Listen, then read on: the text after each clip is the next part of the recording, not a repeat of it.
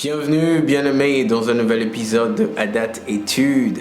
Je suis très content de vous retrouver encore une fois, comme d'habitude. Et le Seigneur nous donne encore l'opportunité d'étudier sa parole aujourd'hui.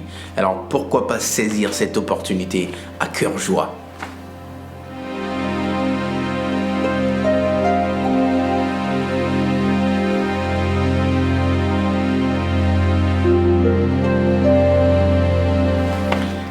Alors, comme je le disais tantôt, une fois de plus, bienvenue dans cette nouvelle émission Adat Études que nous faisons chaque semaine par la grâce du Seigneur, où nous passons quelques petits temps dans les versets bibliques, ce qui est très important dans la marche du Seigneur. Alors, je suis votre serviteur, Jean-Pierre Adjodi, et je prends plaisir à faire ceci.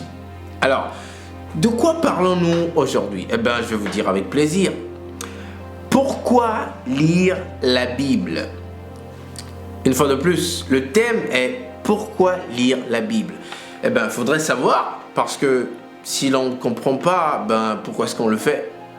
Il faut que la Bible nous le dise clairement, il faut qu'on comprenne l'importance de cela, et avec ça, nous pouvons le faire avec un objectif précis en tête, avec la direction du Seigneur. Sinon, c'est juste du suivisme, et on ne comprend pas vraiment ce qu'on fait.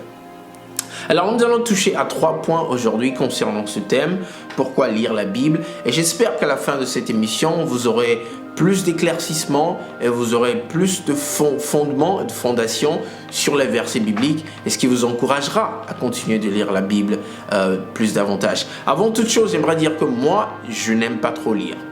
J'aime pas trop lire.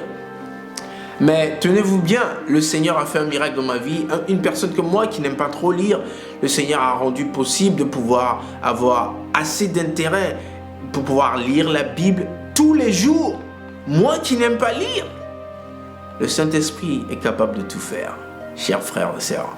Alors, le premier point que nous allons toucher ici, c'est que la lecture de la Bible nous permet de marcher dans la lumière.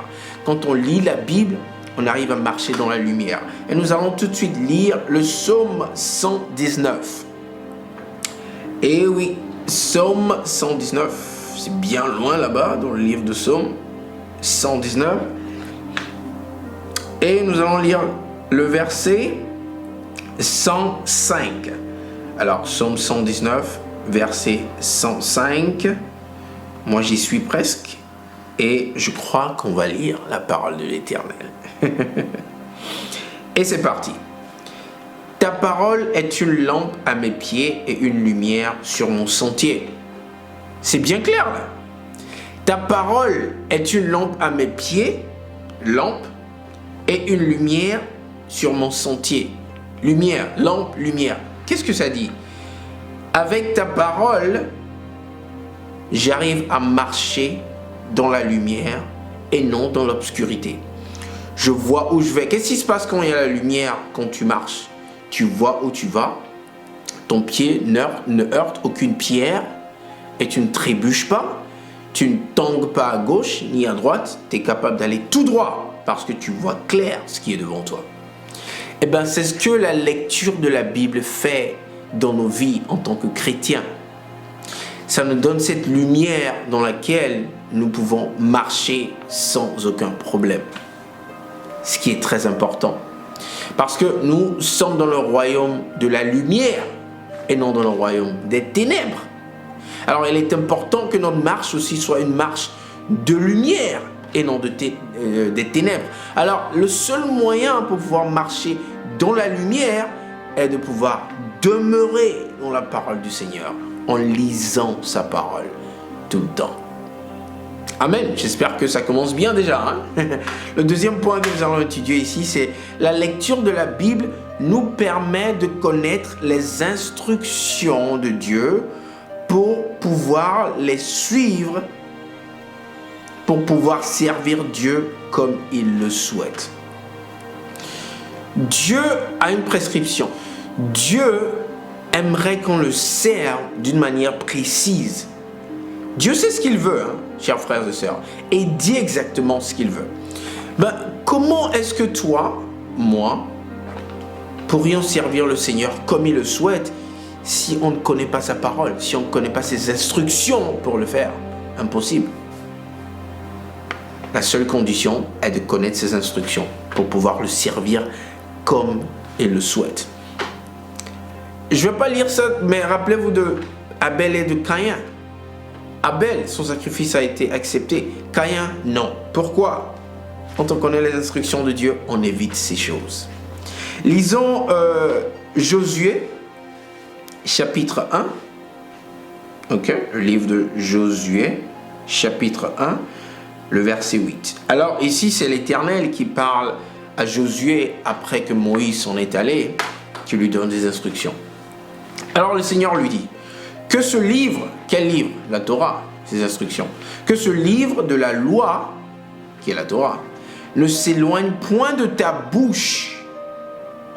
Médite-le jour et nuit pour agir fidèlement selon tout ce qui est écrit. Car c'est alors que tu auras du succès dans tes entreprises, c'est alors que tu réussiras. Alléluia.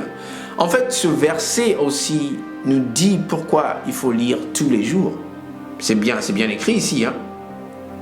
Médite-le quand jour et nuit. Pour méditer sur quelque chose, sur un livre, il faut d'abord lire le livre. Parce que le Seigneur commence en disant que ce livre de la loi ne s'éloigne point de ta bouche. Donc pour méditer sur le livre, il faut lire, il faut savoir ce que le livre dit d'abord. Sinon tu médites sur quoi? Sur du néant? Non.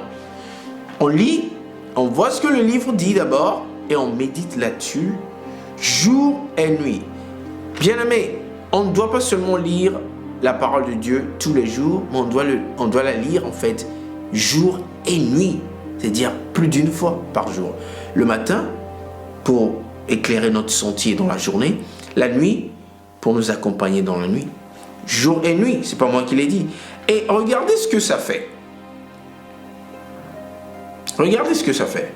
Car c'est alors que quoi? Que tu auras du succès dans tes entreprises. Pour avoir du succès dans tout ce que tu aimerais entreprendre, mon cher, il faut lire la Bible. C'est pas moi qui le dis. C'est alors que tu réussiras. Pour réussir dans la vie. Réussir dans la vie, c'est quoi? Seul le Seigneur accorde la réussite. Pour pouvoir réussir dans la vie, il faudrait lire la parole de Dieu. Méditer là-dessus. Que cela nous consume. Que cela fasse partie de nous. Alléluia. J'espère que vous êtes bénis parce que ceci est très bon. Moi, je suis très béni en ce moment. Troisième point, rapidement, que nous aimerons toucher ici, c'est la lecture de la Bible nous permet de pouvoir obéir aux commandements de Dieu pour pouvoir maîtriser sa loi et l'enseigner à nos enfants. Alors, je sais que vous savez où je pars déjà. Je vais dans Deutéronome, le chapitre 6, les versets 4 à 9. Des versets très populaires. Alors, nous lisons. Écoute Israël, c'est le Seigneur qui parle. L'Éternel, notre Dieu, est le seul éternel. Tu aimeras l'Éternel, ton Dieu, de tout ton cœur, de toute ton âme et de toute ta force. Et ces commandements que je te donne aujourd'hui seront dans ton cœur. Verset 7. Tu les inculqueras à tes enfants et tu en parleras quand tu seras dans ta maison, quand tu iras en voyage, quand tu te coucheras et quand tu te lèveras. Tu les liras comme un signe sur tes mains et ils seront comme des frontaux entre tes yeux. Verset 9. Tu les écriras sur les poteaux de ta maison et sur les portes. Alors, nous avons commencé avec le verset 4. N'est-ce pas? Il dit, tu aimeras l'Éternel, ton Dieu, toute ton âme, et ses commandements seront dans ton cœur. Ok.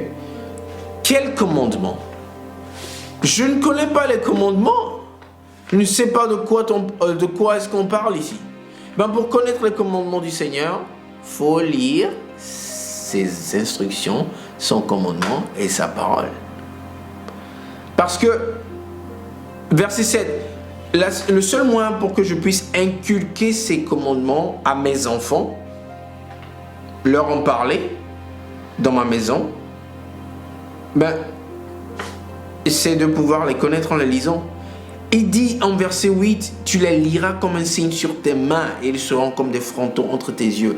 Ça veut dire quoi? Tu demeureras dans la parole de l'Éternel. Tu t'en éloigneras guère, ni jour, ni nuit. Ça doit faire partie de ta vie. Ça doit être ta vie carrément. Matin, midi, soir.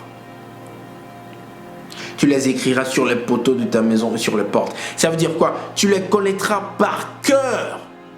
Quand tu ouvres ta bouche, c'est la parole de l'Éternel qui sort. Bien-aimé, j'espère que tu es béni aujourd'hui. Lire la parole de l'Éternel, en fait, c'est un commandement. Parce que pour obéir au commandement de Dieu et l'enseigner à nos enfants, etc., il faut devoir lire la parole de l'Éternel. Ce n'est pas facultatif. Ça nous donne du succès dans la marche avec le Seigneur.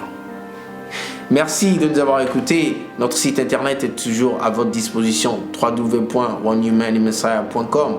Notre email également pour que vous puissiez nous écrire, adatconnect@gmail.com, aussi disponible. N'oubliez pas de nous visiter sur notre Facebook, adatconnect, a One Human in Messiah. Pareil pour YouTube. Soyez avec nous, entrez en contact avec nous. Nous adorons échanger avec vous. Je suis Jean-Pierre, ce fut un plaisir et j'espère que cette parole vous a béni aujourd'hui. Que la semaine soit merveilleuse, que le reste de la journée soit merveilleux pour vous et shalom.